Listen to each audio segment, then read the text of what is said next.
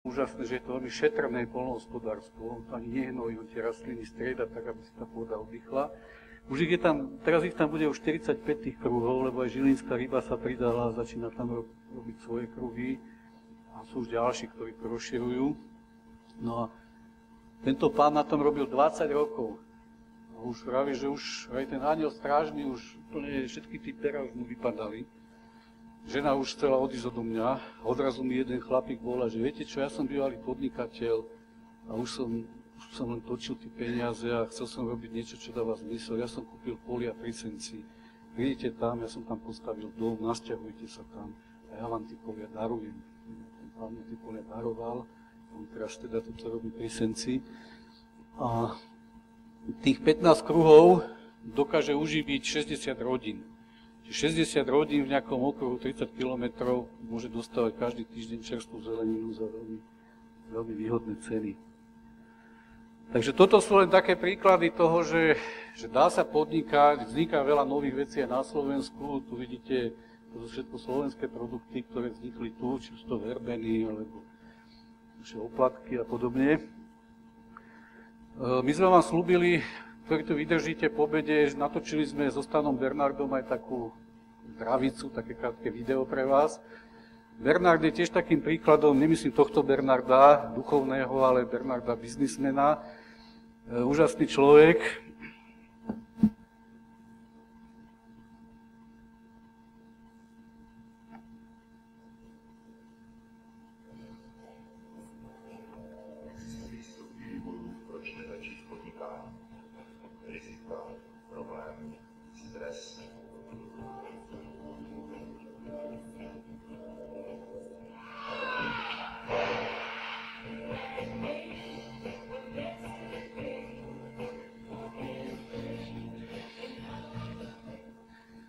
Takže to bol taký morbidný pohľad na Bernarda.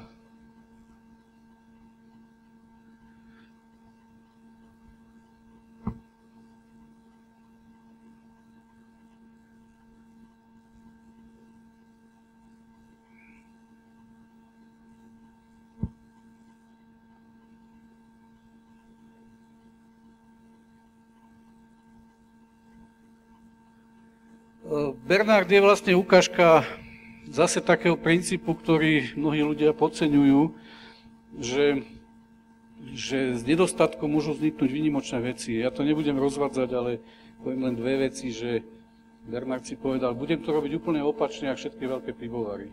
To znamená lokálne pivo s inou chuťou, výnimočné pivo a tak ďalej a tak ďalej. Vidíte tie reklamy rôzne, keď idete okolo Humpolca. No a v podstate vytvoril model, v ktorom tie veľké pivovary mu nedokážu konkurovať. To jeho pivo má najvyššiu ziskovosť, 11%. Už keď nemal peniaze na pasterizačnú jednotku, tak vymyslel mikrofiltráciu a vlastne robí živé pivo, ktoré neničí tou vysokou teplotou. Čiže to, že nemal peniaze, vlastne donútilo vymyslieť nejakú technológiu, ako uchovať trvanlivosť piva a dosiahnuť nejaké výnimočné vlastnosti tých živých kultúr. Toto je OMSK, zase firma, ktorá urobila zo Slovenska dieru do sveta a keď minulý rok kúpili kamión, ten kamión vyzerá asi takto.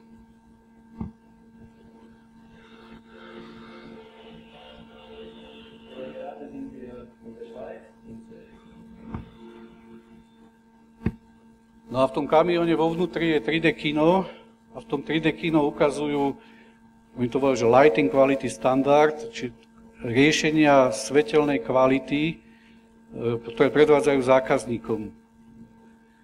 No a ten kamión išiel do Frankfurtu na výstavu, tí ľudia tam pozerali na tie predvádzačky s otvorenými ústami a odvtedy chodí kamión po celej Európe, volajú ho architekti do Holandska, do rôznych krajín a musím povedať, že dnes táto firma v tých tendroch poráža firmy ako je Osram, Siemens, Philips a ďalšie, lebo sadila na nové technológie LED-kového osvetlenia, sadila na komplexné riešenia. A mňa to teda dosť teší, že Slováci dokážu nie, že chodiť s kamiónom po Európe, ale dokážu chodiť s takýmto kamiónom po Európe.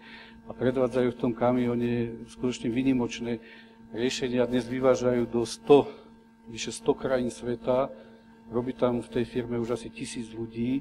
Vo vývoji majú 80 ľudí, šéf vývoja je Rakúšan, robia tam Španieli, Číňania, takže aj Slovensko má firmu takéhoto medzinárodného rozsahu, vyvážajú do Brazílie, do Ameriky. Všade sú tam mladí ľudia. Takže k záveru by som chcel povedať asi toľko, že to moje posolstvo, ktoré som tu chcel povedať aj s Marianom, je, že prácu si budeme vytvárať sami. Prácu nám nikto nebude vytvárať a my sa rozhodujeme, či chceme robiť nejaké ozúbené koleso alebo otroka, alebo nejakého poskoka niekomu, alebo chceme robiť to, čo nás náplňa. Toto je ten môj priateľ Tomáš Heisler. Mám tu aj práve tú knižku, že práca alebo život. A tu sú niektoré princípy, že vlastne ako si vytvoriť prácu sám.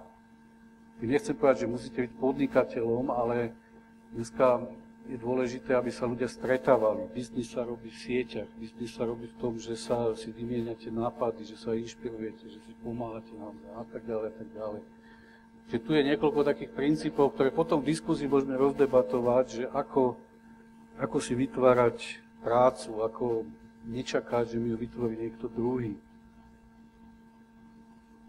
Myslím si, že je dosť dôležité a toto je pre študentov taká inšpirácia. Ja keď som bol študent, tak mňa vždy bavilo to, čo sa mi nejako darilo, že na gymnáziu som mal zlé známky z matematiky, tak ma to nebavilo, aj keď tá učiteľka nás to celku naučila, ale ma to tak dosť demotivovalo a na vysokej potom som to odrazu objavil, že viem matematiku a potom ma to už ťahalo vlastne k tým technickým predmetom a tomu. Čiže niekedy je dôležité aj objaviť ten taký, čo človeka náplňa, ten nejaký talent, ktorý má. A myslím si, že to je aj úloha učiteľov, aj rodičov, aj nás ako ľudí navzájom, že aby sme si pomáhali objaviť. V každom človeku je nejaký talent. My by sme nemali ľudí porovnávať medzi sebou, že pozri sa, aký je on šikovný, pozri sa, aký je ten, pozri sa, aký si ty a rozviť na sebe to, čo máš. Čiže každý z nás sa narodil s nejakým darom a to je to bohatstvo, čo máme, ktoré môžeme rozvíjať v tom, čo ja volám podnikaní. A teraz sa môžeme rozhodnúť, že či budeme tvorcovia, budeme niečo tvoriť, vytvárať pre druhých, alebo budeme obete a budeme nadávať, že ak to všetci nám krivdia, všetci nám robia zlé, alebo budeme len takí konzumenti, že si budeme utrhávať z toho života veci, ktoré síce sú možno príjemné, ale ochudobňujeme o to možno druhých.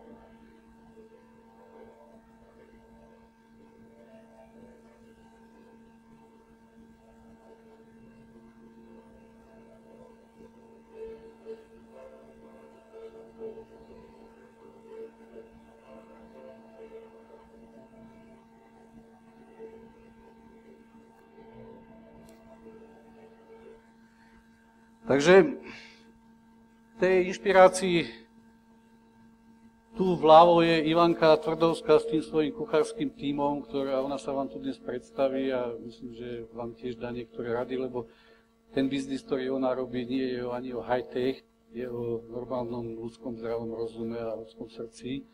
A toto sú tie ženy, ktoré keď som tam bol, alebo keď tam chodím, tak mi sa tešia do práce. Tuto vedľa je môj syn aj s Mišom Bláhom, to sú dvaja kuchári, ktorí varia. A ten môj syn začal chodiť do školy, potom ho vyrazili, ho to aj nebavilo, ani to nebola moc dobrá škola. Takže vám nechoďte do školy, ktorá vás dnes nebaví a ktorá za nič nestojí, a keď vám tam slúbia diplom na konci. A on mi potom vraví, no ja som chcel byť kuchár, lenže som sa to hanbil povedať, lebo všetci ste takí študovaní v rodine a čo by ste si, že kuchár, mysleli o mne. A dnes je dobrý kuchár a baví ho to a chodí nadšený domov, dokonca si kúpil aj knihy za vlastné o varení a ich aj z nich študuje a chodí, teraz sa už skamarátil s rôznymi kuchármi, s Marianom Filom, s Peťom Ďurčom a s ďalšími, tak chodí sa od nich učiť. Ale ja to teší, že si našiel vlastnú cestu a zároveň ma neteší, že sa mi to bal povedať. Takže my niekedy sa snažíme, bol som teraz v jednej firme a vravia mi, že ako zmeniť tých druhých ľudí. Pozrite sa na tých ľudí, akí sú, oni to vôbec nechápu. My furt ukazujeme na druhých ľudí a chceme ich meniť. Ale keď chceš meniť svet, zober si zrkadlo. Zober si zrkadlo, dívaj sa do ňoho chvíľu, potom sa stíš a potom pochopíš, že jediné, čo môžeš meniť, si ty sám. Čiže treba meniť seba a cez seba potom môžete zmeniť svet, že môžete ovplyvniť niekoho, môžete nejaké svoje deti vychovať alebo učiteľia svojich žiakov, ale meniť druhého je veľmi ťažké a aj nepríjemné. Meniť môžeme iba sami seba. Takže ja by som vám na záver poprial, aby ste tú vlastnú cestu našli a verím, že dnes ešte budeme mať dosť príležitosti o tom diskutovať, že aká je tá vlastná cesta a akým spôsobom na nej ísť a vedieť znova vstať, keď sa nám to nebude dariť. Takže toto sú ešte moje dcery, len tak pre záujemcov, ak by ste chceli, že tá jedna už je na Vydaj, tá hore, tam tá tvorbalistka, tá toto ešte mala. Takže tým by som skončil. Ďakujem vám za trpezlivosť a ja by som rád pozval teraz Bernarda Mišoviča a plynule mu odovzdal slovo.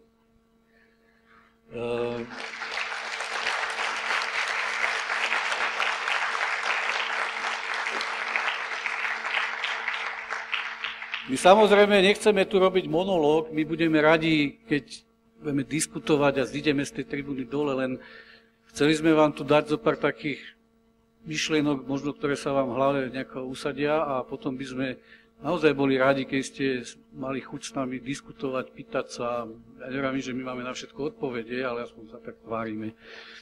A teraz dávam slovo Bernardovi, veľmi múdry človek, robil dlhé roky kňaza, kde si to bol v Toronte, v Kanade, preklada knižky, vyštudoval v Ríme aj v Bratislave, tak nech sa páči.